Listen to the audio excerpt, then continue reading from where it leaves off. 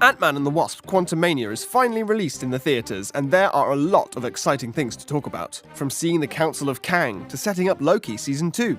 We will talk about all of that. So, in the climax of Antman and the Wasp Quantumania, we see how the exiled Kang was ultimately defeated by our Ant family, and all of the Ant family return to their home happily. But after some time, we see Scott questioning his decision to let the exiled Kang die.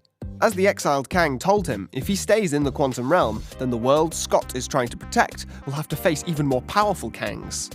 Now, till that point of time, we've already seen only two variants of Kang, He Who Remains and the exiled Kang. But in the mid-credit scene of Ant-Man and the Wasp Quantumania, we see a few more Kangs talking to each other about the death of the exiled Kang. Even though some of them were happy about the death of the exiled Kang, all of them were concerned about the fact that people from different universes are learning more and more about the multiverse. And after that, we see that all of the Kangs from different universes are summoned to some kind of arena, which probably exists in the Chronopolis, a city that exists half in reality and half in limbo. In that arena, we saw countless numbers of Kangs, but there was a particular Kang who looked like the ultimate boss of all Kangs, and personally, I think he was none other than the Kang Prime. In the comics, the Kang Prime was the first ever Kang to come into existence. The Kang Prime wears a suit from the 31st century that grants him strength and durability. He also has an army of foot soldiers, which he used to conquer different realities. Now, many people think that the exiled Kang who died was the actual Kang Prime, which could be true, but I don't think that Marvel will kill a character with such potential that easily. But then again, Marvel has already killed He Who Remains, who probably was Lord Immortus, so you never know. Now, this whole mid-credit scene pretty much sets up the Kang dynasty, but there's also a post-credit scene in the movie which is slightly twisted. In the post-credit scene, we see Loki and Morbius attending some kind of lecture, and by the look of it, it feels like they're in the past. Probably the late 1800s or early 1900s. And after that, Loki tells Morbius that he thinks that the lecturer is a variant of Kang the Conqueror. Now, in the comics, there was actually a variant of Kang that lived in early 1900s as a scientist and began inventing things long before they ever developed, like robots. This variant of Kang calls himself Victor Timely, and it looks like that in Season 2 of Loki, we will see him in action.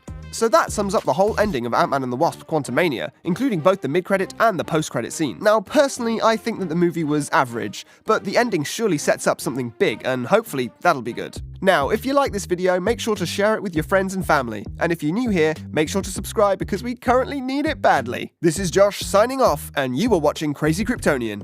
Peace!